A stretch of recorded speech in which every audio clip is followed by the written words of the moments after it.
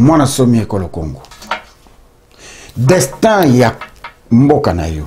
Destin na yo que kozala conduit par une personne.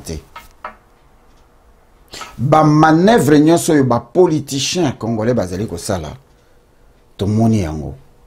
Bazali ko mema bino na gouffre pendant que bana na bango nyonso bazali na mikili ya poto, bazali ko tanga na ba bonne condition, ba vivaka na ba bonne condition. Soki ba kuyi malade, ba kenda ka hôpital du centenaire te, ba yaka na mikili ya poto, mais bazali ko sala ba manigance pour ba koka ko accompagner occupation. Les 19 bozana posa ya kozela lisusu mutute. Basi ba pesa ki bino carte jaune, lelo tozana carte rouge, bo moni biso tolati ba t-shirt makila parce que tolobi enough is enough, trop c'est trop. Et les kindelo, tokoyoka les sous ba politicien te, soki Hippolyte Kanambe a glissé. Tokote le mena parti politique te, tokote le mena individu te, tokote le mena pasteur te, tokote le mena l'église te, tokote le mena groupe moko boy te, tokote le mena région te, tokote le mena ethnie te, tokote le mena Congo. Yango tolobi tolongoli na miniere, opération miniere, soutien à miniere. Tout ça est commis démodé. Les alliés sous Nathan, il y a ça de la yango le lutter. Le sac Komana Semi Ekolo Congo, bien chers compatriotes, mesdames, messieurs, bonjour, bonsoir. Dépendant de l'heure à laquelle vous êtes en train de nous suivre en ce moment, chers téléspectateurs, les lotoyés lisusu et pas inabino na mabota nabino otozali ko respecter. Merci Nathan Oignon Sobo Tchaka pona kolanda. Masolo nabiso il y a éveil patriotique. Ngai molobelo ya bino maître Gino Will Mukasano n'équipe nyonso ya éveil patriotique to bandi ko anticiper ba vœu na biso de bonheur, de prospérité, de longévité et de bonne santé na bino nyonso pas nyonso bozwami to anticiper ba vœu na biso il y a fin de l'année, donc nous disons joyeuse fête de Noël et surtout bonne fête de fin de l'année na ba oyo nyonso nzambe akokomisa bango na mokolo wana. Fête il y a fin de l'année 2016, Tokena 2017, ils allaient s'annoncer bien na bana ya Congo concernant la situation où ils allaient les kanakati ya Congo. Les lots toye kopé sa programme il y a ba activité nazali en passant encore remercier bande konyo so ba bengi biso de partout dans le monde et sika bozali bande ko ba bengi tellement ebele ya koyeba programme ezali ko sala ndengeni tokokutana.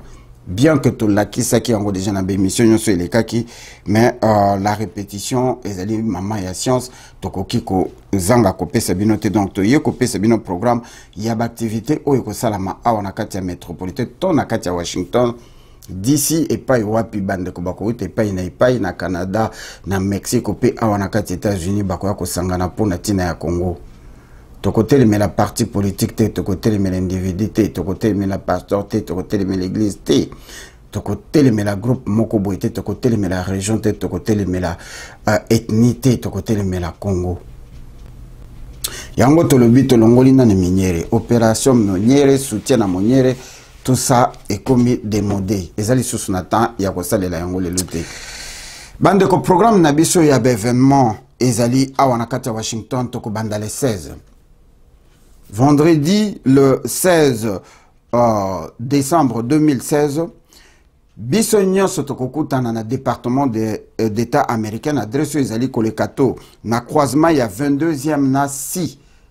La constitution, na 22e, na croisement, na yango, Ezali, et loko ba bengi département d'État américain. Batunion so bazali na organisation, bakoko mawana na 8h30, et eux, bande konyo so banda kokoma parti à 8h30 ti 10h to kozalawana to ko banda activité na biso na 10h devant le département d'État ti na 14h to kolongwa département d'État to ko tambola nzela tozali ko passer message tozali ko kabola ba pamphlet tozali ko expliquer na ba passant et loko nini ezali ko leka na Congo ti to ko kende ko suka na Capitol to na Sénat américain.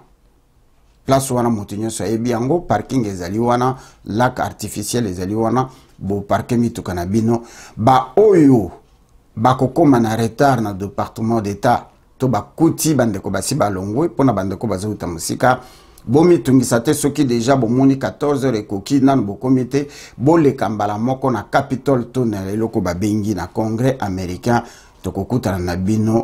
Pendant ce temps-là, ba numéro de téléphone ezali koleka mutu nyonso akozala na problème nanzela akobenga na numéro de téléphone.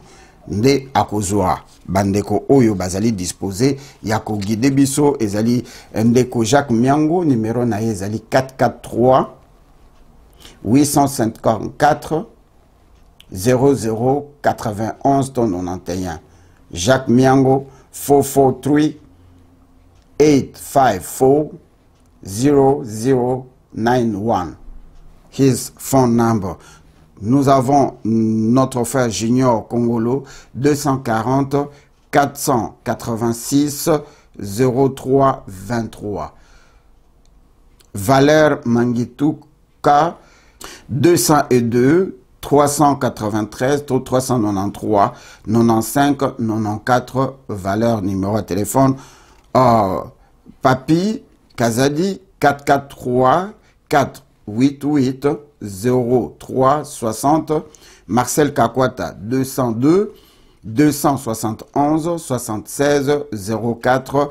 Naba Oyo Balbaka Kipende 202 271 76 04. Ba numéro de téléphone ya bandeko Oyo bakozala disponible pour na ko guider bino pendant ce jour-là.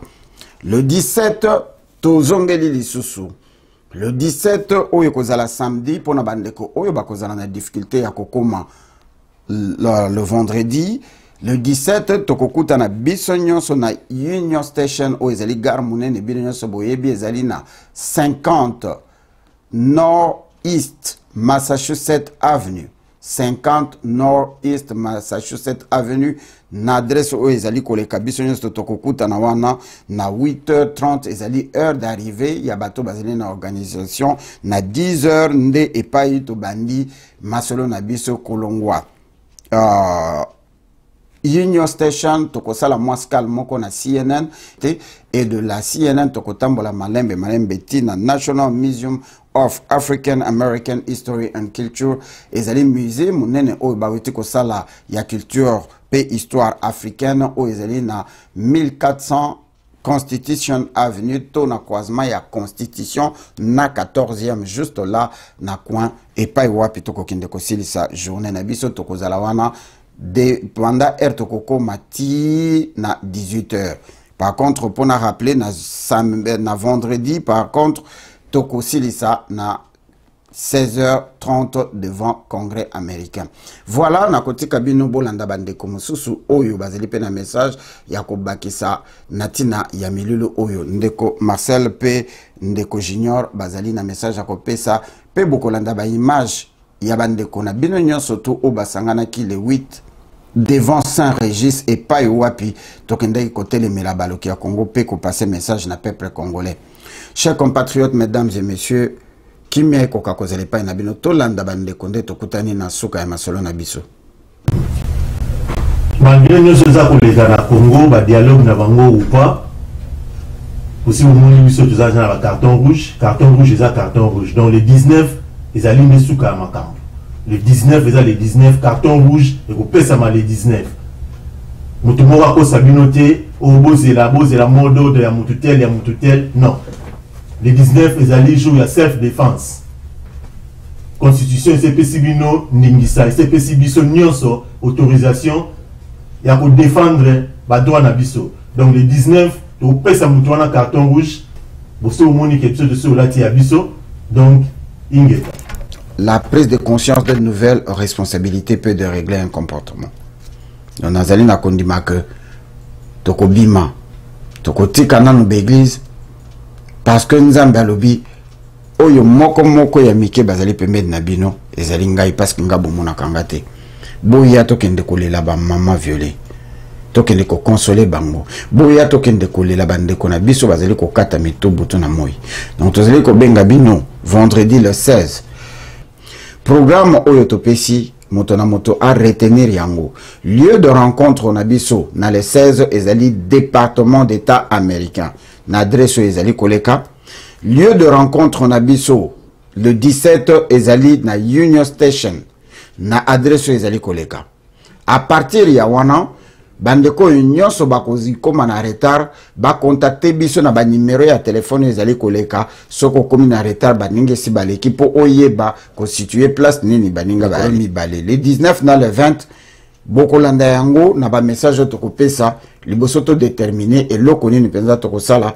Je pense que biso to anticiper les 19 et les 20 et kozala kaka mokolo ya kokende ko botola ba clé ya ndako na biso et pas ya balumwene o azali ambassadeur ya occupation pour mosala na ye na ba patron na ye ya ba Rwandais et kosila le 19 na mine.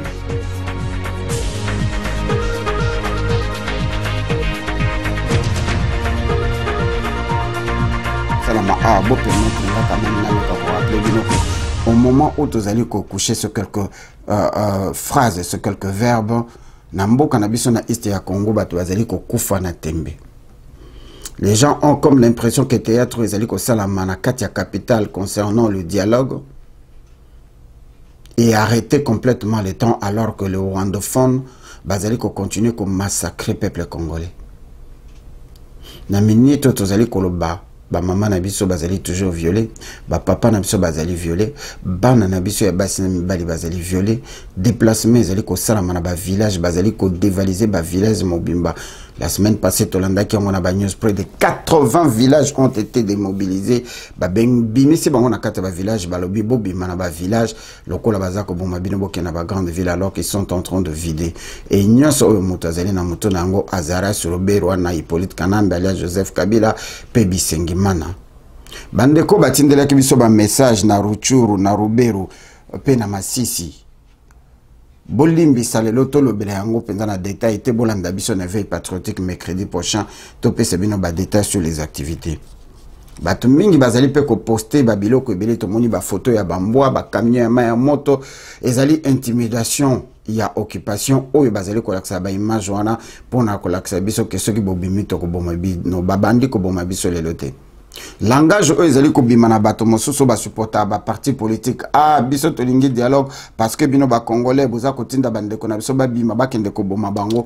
C'est que vous reconnaissez que Hippolyte Kanambe bino bozali ko kende ko vanda na epo bo solo na epo bo partager pouvoir na ye azali criminel azali génocidaire azali occupant ou azali ko boma bino. Et vous trouvez ça normal que madame bo kende ko vanda na occupant bo deal na ye parce que ce que to bimina barbala ko boma biso vous ignorez ou vous oubliez ou votre ignorance fait semblant de ne pas reconnaître que nous sommes partis d'une personne les autres vous allez compter 12 millions de morts to bimaka soulèvement populaire. Les mamans qui ont été violées, nos pères, nos enfants, nos grands-pères qui ont été violés au Congo, qui font aujourd'hui que notre pays soit considéré comme la capitale mondiale de viol. Bangonyo Sobabima qui n'a pas soulèvement populaire. Tepo, toko qui s'en nombre wana. Intimidation tolingi yango télé 19 bisonyo solibanda. Tolingi pe koyoka langage, il y a un politicien congolais parce que bangonyo sobazali ba politicien. Ils ont commencé cette histoire de dialogue 2014. Dialogue selon les accords 4 des Addis Abeba. To lobeli yango merci na mideko mais c'est ULP na mama lumière na radio sans effet. To beteli yango c'était boiti titi bango moko ba se retrouver te bakati yango et comme selon la résolution 11-22 ou 22-11 je ne sais pas trop.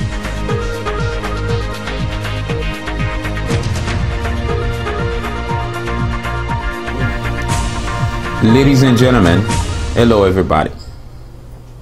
First of all, we would like to thank everybody who participated in the event of December 8th. This is just the beginning. And we would also like to thank everybody around the world, every single Congolese who is standing up right now for freedom in Congo. We have the moral obligation to liberate our country. So we want to thank you for everything that you're doing for your country.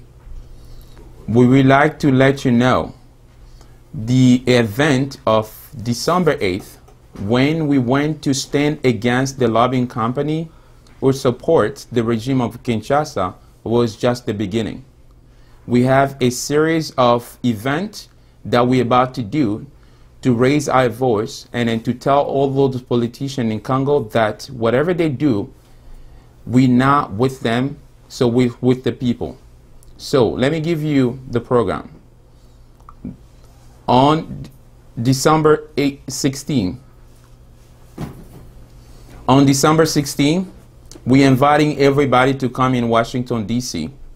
because we need to stand up We're going to start at the State Department at 10 a.m. and we're inviting everybody to come so we can march together all the way to the American Congress.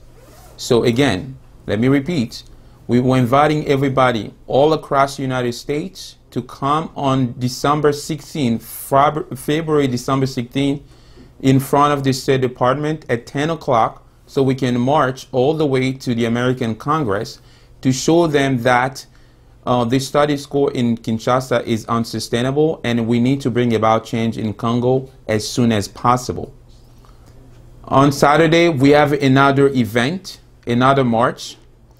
So we're going to start at Union Station at 10 o'clock. So we're inviting everybody to come. We have another march on Saturday. So please join us to stand up against the brutal regime of Kinshasa. We need to let the Americans know that we, the Congolese people, are not supporting the status quo. We're not supporting what is going on in our country. We don't want what is going on now. We want justice and we want killing to be stopped.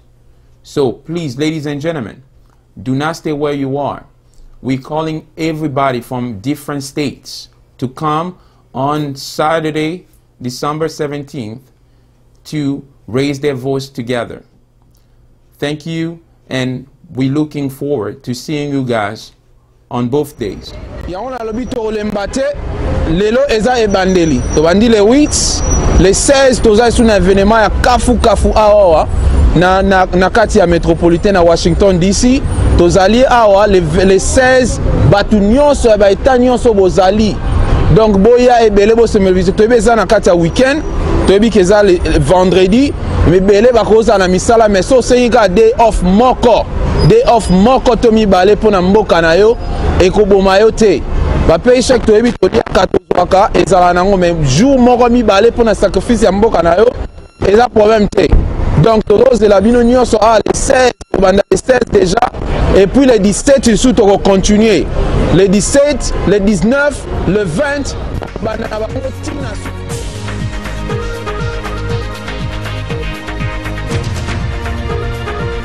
Donc, nous n'avons pas des dirigeants qui sont des Congolais. S'il y avait des dirigeants qui étaient des Congolais, en tout cas, on ne pouvait pas les faire. Mais nous sommes là, nous n'allons pas croiser les bras. Nous prions et nous allons aussi faire des actions. C'est pourquoi nous sommes là. Mais les 19, nous ne voulons pas qu'il y ait des bains de sang. Nous voulons voir seulement les passages de pouvoir tranquilles et qu'un Congolais des nationalités congolaises prend live and direct in Washington DC, and I'm very happy to be a part of this protest. My message for the young people, anybody who's capable of walking to come out to the protest in December. I really want you guys to come out because it's really a shame the fact that I was only the only youngest. I'm 21 years old, number one. I was the only youngest one in this protest, right? I'll be very happy if I can see more youth, to be involved in such protests to liberate our country. And we're not looking for keyboard warriors. We're tired of people, reposting on social. I see a lot of young people, involved in politics, but over the internet, you guys are reposting stuff regarding Congo. But we want you guys to be here physically. We want you guys to stand up and fight for the Congo. And the future belongs to us and us only. So these people, majority of people here, they're pretty old. Sooner or later, they're gonna die. So the country will remain upon our hands. So my message, for all the young people, if you're 15, 16, 17, 18, 19, until even if you're 100 years old, please come out and support the movement and let's free our country. Thank you very much. Good.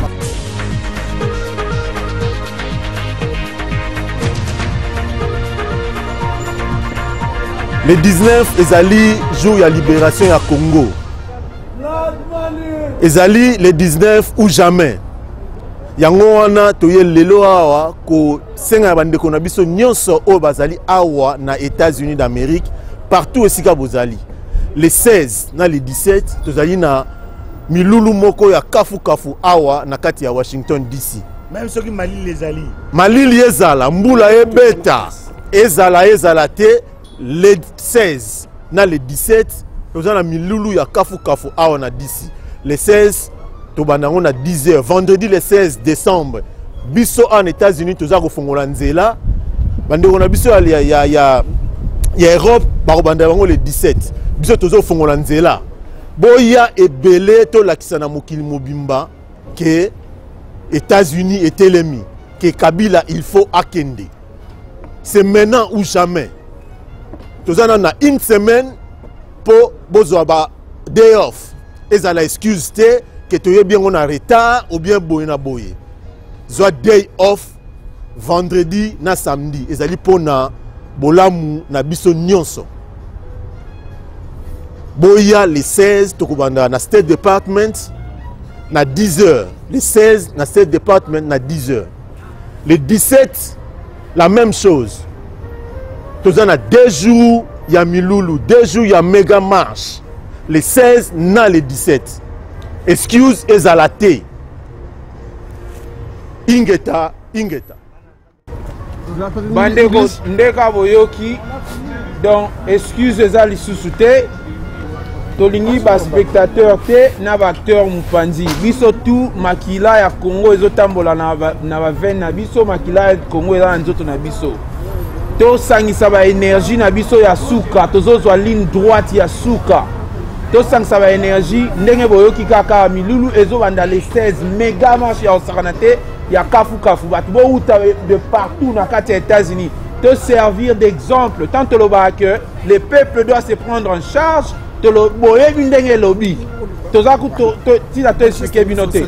Biso tozo ban exemple ya se prendre en charge awa les 16 kafu batu tout na ba États-Unis mobimba bo uta ba État nyonso.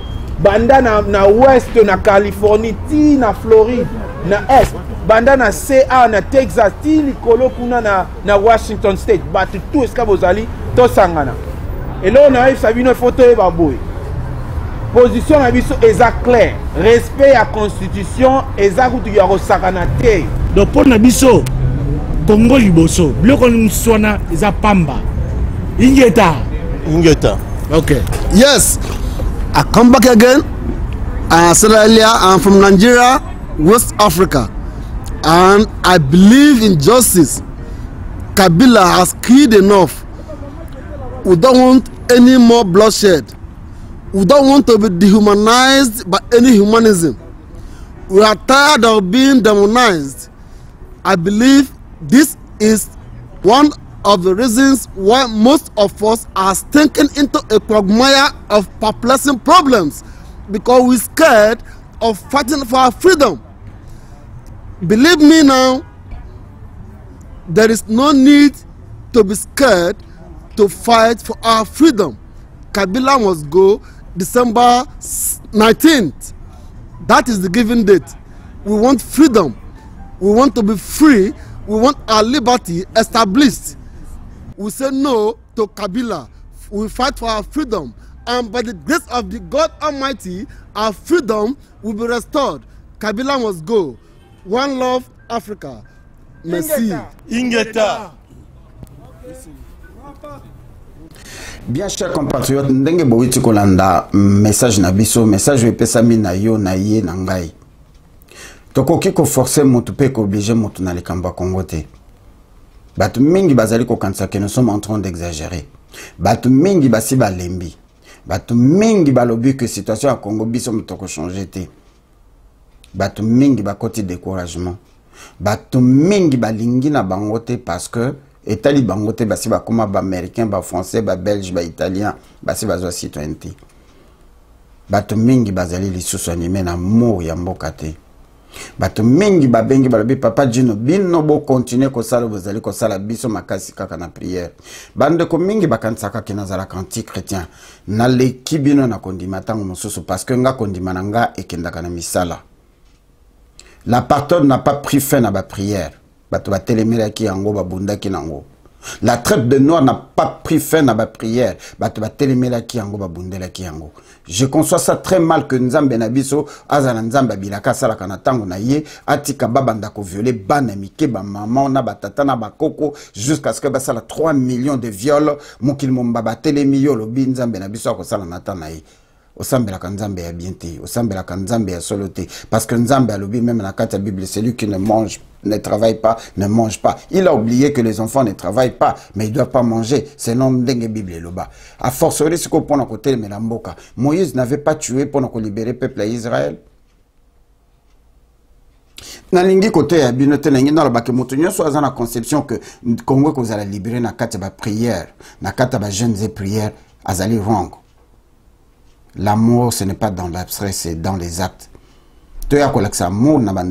Même si nous sommes incapables de leur tirer de ce bourbier, mais nous pouvons quand même leur assister à travers ce geste combien louable de manifester notre présence en ce lieu du 19, du 16 et du 17 où nous faisons appel à tout le monde de pouvoir se manifester. Ne serait-ce que pour 1 heure du temps, ça suffit pour dire Dieu merci, ça suffit pour dire nous sommes avec vous, Banaya Congo, Paï Bino Bozali. Nous demandons à nos frères et sœurs africains de partout là où vous nous suivez en ce moment. C'est vrai, nos messages sont en grande partie en lingala, mais nous disons ceci, la situation qui prévaut au Congo, c'est une situation qui est générale car le Congo, c'est la gâchette du revolver de l'Afrique. Les anglo-saxons, la communauté, soi-disant communauté internationale, ne veulent pas le bonheur de l'Afrique. Ils ont conçu à partir du concept comment diriger le monde des 100 prochaines années. Les Blancs, entre guillemets, la communauté internationale a décidé de recoloniser l'Afrique sous une autre forme en nous créant les dictateurs. Et derrière les dictateurs, ils sont en train de soutirer nos minéraux au détriment de nos peuples. Nous avons tous le même problème au Gabon, au Cameroun, en Afrique, au Congo-Brazzaville, au Congo-Kinshasa, en Angola, en Zambie, en Tanzanie, en Ouganda, au Rwanda. C'est la main de la communauté internationale. Et il faudra que nous nous mettions tous ensemble dans ce cadre de panafricain afin de pouvoir lutter contre ce fléau d'occupation.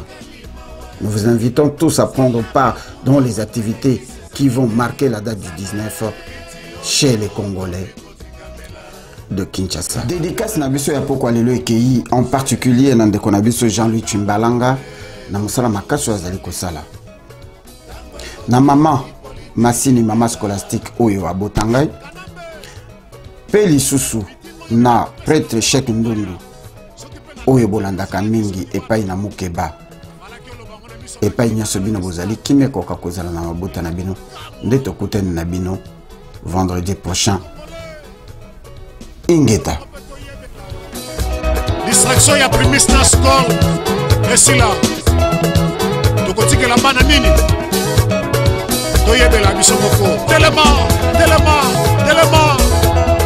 Mapinga record, Bembele Koyate. Non. Mwana ya Congo, Yebela. Mwana ya Congo, Lamuka. Mwana ya Congo, Tangu Ifwe. Toboyi kopiole constitution na biso. Tokotosa mobeko ti na mokolono ya suka. Soki oboyi kotosa. Camion maya moto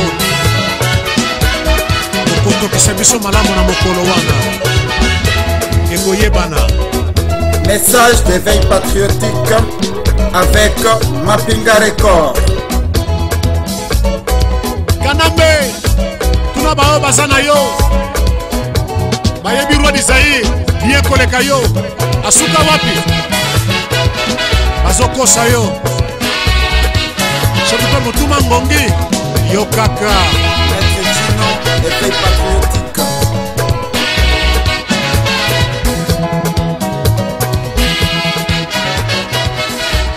Mapinga Record, vive la révolution